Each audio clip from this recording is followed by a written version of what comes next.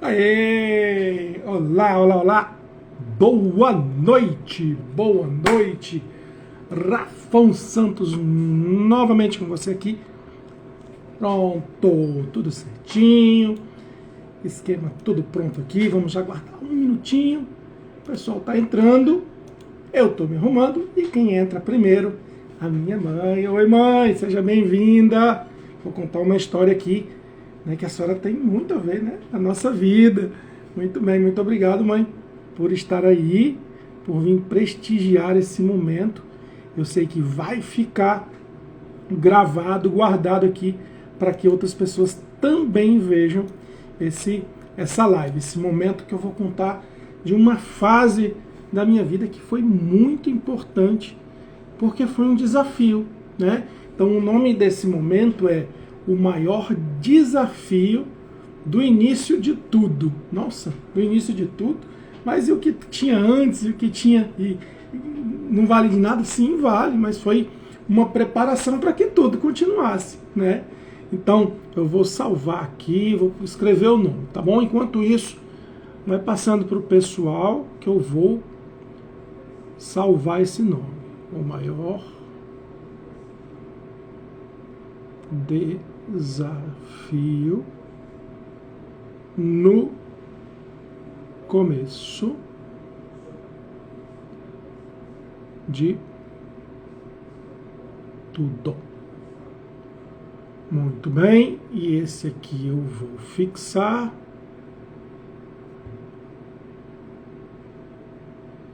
Vou já fixar, adicionar, acho que já tá, né? Tá fixado? Tá.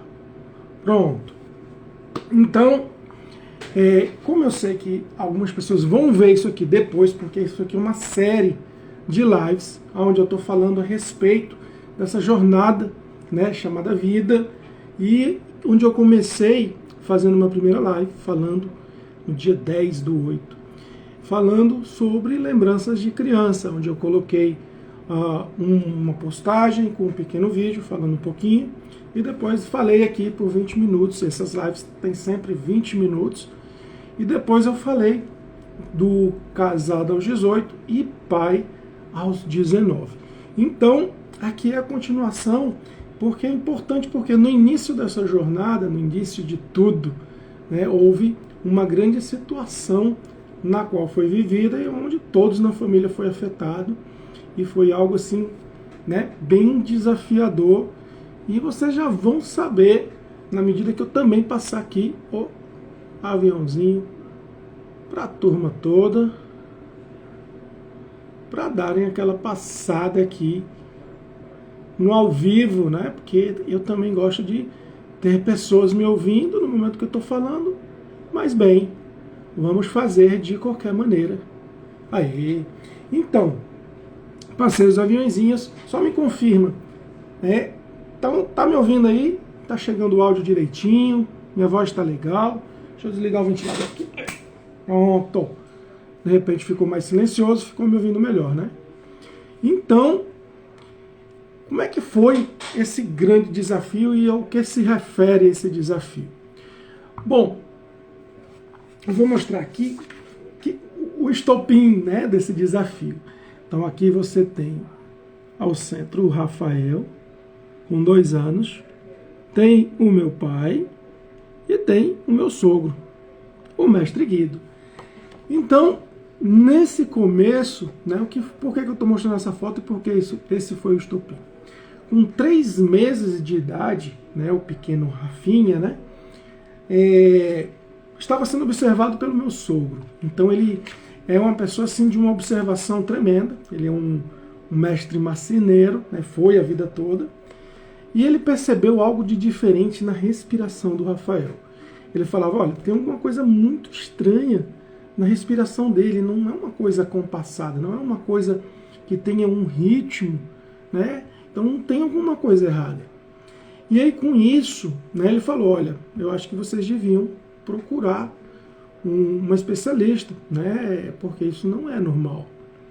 E diante da experiência de vida que ele tem, do poder de observação, e também a nossa obediência, né? Ele falou, não, realmente, já que tem essa observação, nós vamos levá-lo. Então, e aí esse dia que a gente levou foi um dos dias mais difíceis mesmo da minha vida, verdadeiramente, porque ali eu recebi uma notícia que eu sabia que ia influenciar a minha vida inteira. Sabia que ia ter ali naquele momento, né, que eu recebi a notícia, eu já vou explicar como é que foi, saberia que da gravidade, como foi dito, que teria consequências, né? Tanto no começo, no início de tudo, que ia realmente nos dar uma certa condição de atenção que necessitava o problema. E como é que foi, né? Já que tinha essa questão e a gente levou na pediatra, a pediatra disse, pode ser isso, pode ser aquilo, pode ser resto de parto. Não importa, a gente solicitou que encaminhasse para uma cardiologista. E na cardiologista, eu lembro, né, nesse dia, no meio da tarde, mais ou menos, né, quando estava sendo feito um eletro do Rafael, acho que foi o primeiro eletro que ele fez na vida dele, foi exatamente detectado a situação. E aí, o que aconteceu? No que foi detectado, sai a médica branca, pálida, da cor do jaleco, e ela olha para mim e disse assim, eu não sei como é que seu filho está vivo, com que apresentou esse eletro. Eu não tenho ideia como ele esteja vivo, porque ela não entendia o problema que ele tinha. Então, naquele eletro do Rafinha ali, imagina, tinha 3 meses de idade. Então, ele tinha uma dificuldade para mamar, então tinha umas certas, né, questões que realmente a gente notou que tinha certos problemas. Só que quem notou mesmo foi meu sogro. Quer dizer, uma pessoa que não tinha assim, um estudo naquela área, mas ele tinha um poder de observação muito grande. E de fato foi constatado que realmente ele tinha um problema seríssimo. E que ela dizer assim, eu não sei como é que ele está vivo, então, poxa, se a médica cardiologista não sabe, né? E aí, doutor, o que a gente faz? Ela olha, urgente, você vai agora, imediatamente, lá no hospital, que vai estar alguém lá esperando para fazer um eco.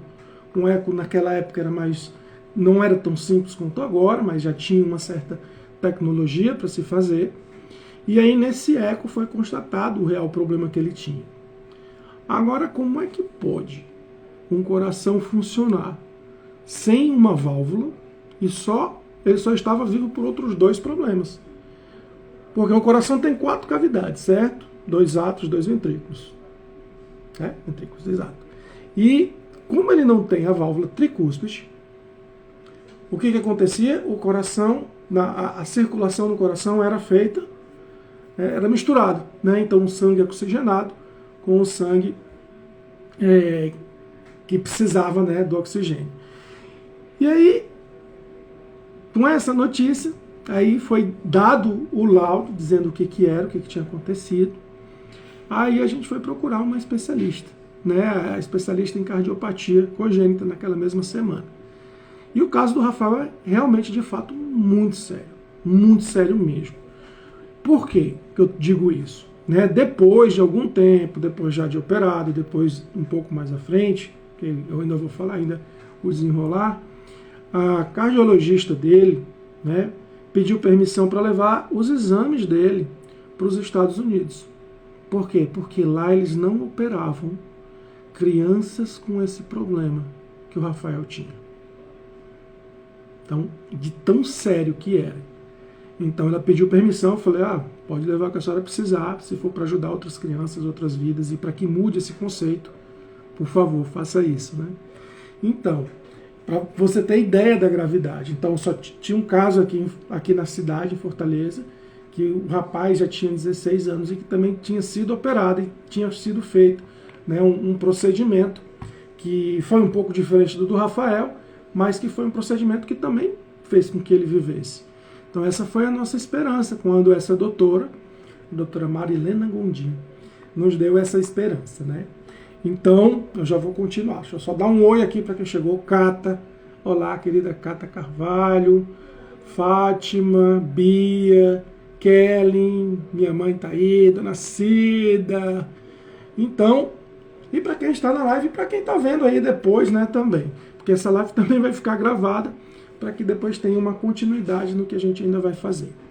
Então, gente, já pensou, né, garoto de 19 anos, que tinha uma certa já vivência, já trabalhava desde os 12 e tudo mais, pegar alguma coisa nesse tamanho e ter que respirar fundo e falar, ok, Senhor. Foi aí que eu aprendi o termo, né, e que eu falei, Senhor, está nas tuas mãos.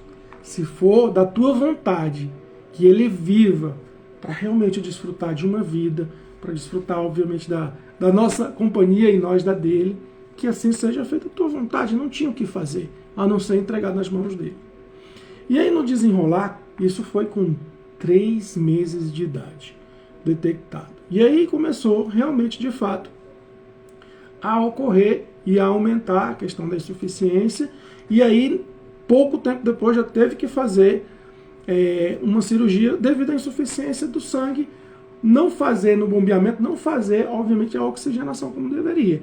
Então falou, não, tem que ser feito aqui de imediato, não é ainda uma cirurgia definitiva, mas vai ter que ser tomada essa medida. E foi tomada a medida. Então ele foi feita uma ligação, né, para que passasse um pouco mais de sangue para a parte de oxigenação que precisava. Fez uma ponte, digamos assim. Então, isso com 3 meses de idade. Opa, aí a gente dá aquele respiro e começa ali cuidando dele, ali, entendendo que ele tinha aquela condição. E com o passar dos meses, e aí já foi apresentando outro tipo de quadro.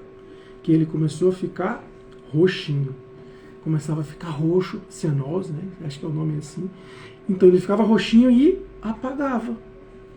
E era considerado crítico quando acontecia isso, 1 ou 2 vezes por semana, já era crítico. Só que com o Rafael estava acontecendo 3 vezes por dia, 2 vezes por dia. Então, quer dizer, estava muito crítico. E aí, doutora Marilena Gondim falou, aqui eu não consigo ajudar pela idade que ele tem. Ele tem que ir para São Paulo. Aí eu vou falar, olha o apoio familiar como é importante nesse momento. Como se sentir amparado no momento difícil é importante. Então eu vou dizer uma coisa para vocês. Olha, como, né, manter as relações é importante. Se conhecer e conhecer o outro e tratar o outro como ele gostaria de ser tratado. O que seria, naquele caso do Rafael, sem essa ajuda? Então, e essa relação familiar é muito importante. E saber preservar é muito importante. É muito importante. Então, a minha família de São Paulo, que eu tenho certeza que vai assistir, que está sempre por aqui, a Laura, minha prima Laura, a Isaura sempre aparece por aqui, minhas primas sempre dão uma passada e dão uma prestigiada no primo mais novo da geração. Amo vocês e muitíssimo obrigado. Por quê? Porque nesse momento que a gente foi para São Paulo, com 9 meses de idade, e a minha mãe que está aqui presente na live também, foi junto, né, e disse o que precisar, deixamos o negócio aqui, né, com menos gente, com metade das pessoas, tínhamos um negócio familiar, e minha mãe foi para São Paulo e ficou esse tempo todo junto com a Adriana e o Rafael. Né, foram vários meses lá em São Paulo, né, esperando para que fizesse a cirurgia, né, para não morrer. Para não morrer. Então, com 9 meses, foi feita a cirurgia. E já foi dito, olha, não é definitivo. Ele vai precisar ainda de mais uma vez fazer uma corretiva.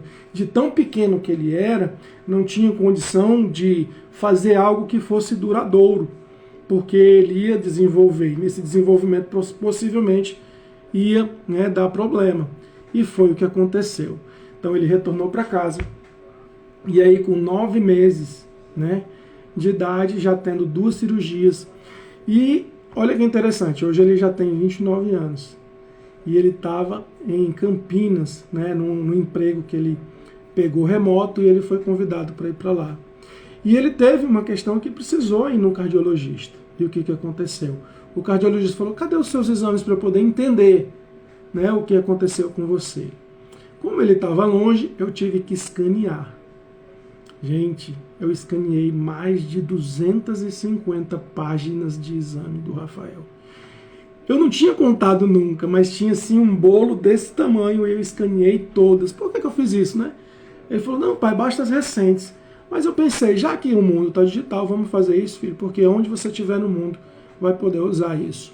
Ele já está com 29 anos, e olha só, o Rafael já está com 29, quer dizer, eu já dei um spoiler, né? Ele está aqui entre nós, ele viveu, ele sobreviveu.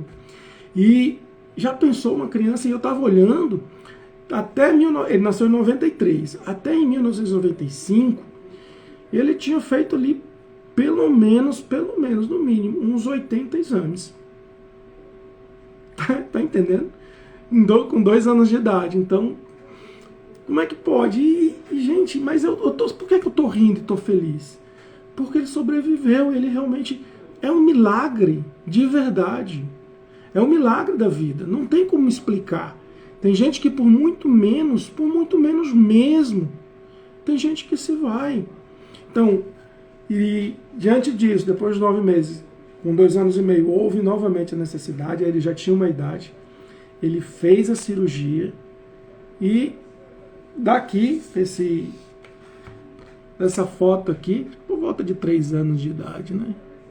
Então, eu fico muito feliz em poder dizer, não só esse apoio no momento fez diferença quando apareceu essa questão tão complexa, digamos assim, na minha vida, mas toda a formação, todo o apoio que eu tive de resolva os seus problemas, né? Faça com que realmente você passe de ano porque você estudou, vá lá, aprenda a fazer algo, mesmo que ficasse de recuperação, ok, ficou, tudo bem, vai lá e passa, vai lá e faz o que tem que fazer. Então acho que desde pequeno eu tive, apesar de não ser tão organizado, de dar muito trabalho para minha mãe nesse aspecto, para o meu pai, de ser o bagunceiro da casa, né, e deixar as coisas espalhadas, mas uma coisa interessante foi que eles nunca, de maneira alguma, eles reprimiram a minha criatividade. Então essa bagunça também foi entendida, que era um jeito que eu tinha de ser e foi respeitado. Claro, foi repreendido no momento que precisava, nos momentos que eu precisei receber o castigo eu recebi, e graças a Deus isso foi, né, colocado como um benefício para a minha vida. Então, e hoje nós temos ferramentas que podem nos ajudar muito nessa questão. Então, um desafio que não foi fácil, não foi brincadeira, de verdade, a Adriana aguentou uma barra muito séria, porque ela ficava 24 horas com o Rafael, a minha mãe também acompanhou em determinados momentos de ficar junto com ele, de ficar ao lado. Então, olha aí, muito alegre e saudável. Obrigado, mãe. Então, e esse fator de ter esse equilíbrio, e a alegria favorece isso também, mas essa questão de alegria nem sempre, né? Aquele sorriso reflete o que realmente está por dentro. Passei por muitos momentos angustiado, muitos momentos e receio até que depressivo, por não entender o que estava acontecendo, mas graças a Deus pude, né, ter essa maneira de sair disso, e diante do que eu tenho vivido, das formações, de levar a parte de desenvolvimento de competências emocionais para as pessoas, através da metodologia, inclusive esse circuito que a gente está fazendo tem muito a ver com a chamada Academia de Preparação para Pais.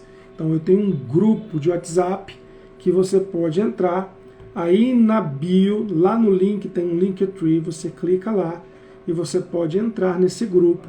E nós vamos ter reuniões, né, encontros, né, onde nós vamos comentar, falar, trocar experiências, e eu vou trazer um pouco dessa metodologia também, para que você conheça e se fortaleça emocionalmente, para que você possa tomar as melhores decisões no momento que você estiver sob pressão. Então é importante a competência emocional desenvolvida, porque traz exatamente essa possibilidade de que você tenha uma reação positiva com relação àquele momento. Isso pode ser no momento que o seu filho esteja precisando muito de você. Então, esses pais presentes emocionalmente, quer dizer que o pai e a mãe que possa fazer isso vai ajudar muito na autoestima do filho, vai ajudar muito para que ele crie memórias positivas. E sexta-feira estarei aqui de volta. Eu acho que eu passei 1 ou 2 minutos, porque essa live é para ser de 20 minutos mesmo. Se você quer parar um pouco, conversar um pouco a respeito de paternidade, de maternidade, de preparação para isso, Eu não sou especialista em crianças, mas sim eu sou especialista em desenvolver competências emocionais e sei que isso faz toda a diferença. Um adulto preparado consegue, de fato, transformar as memórias, as situações negativas da vida em coisas positivas.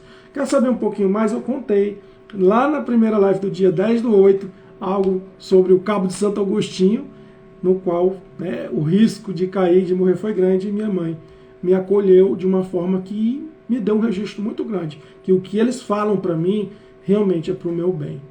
Tá bom? Então, muito obrigado pela sua presença. Manda o aviãozinho, manda depois o link para quem você acredita que precisa ouvir um pouco dessa história.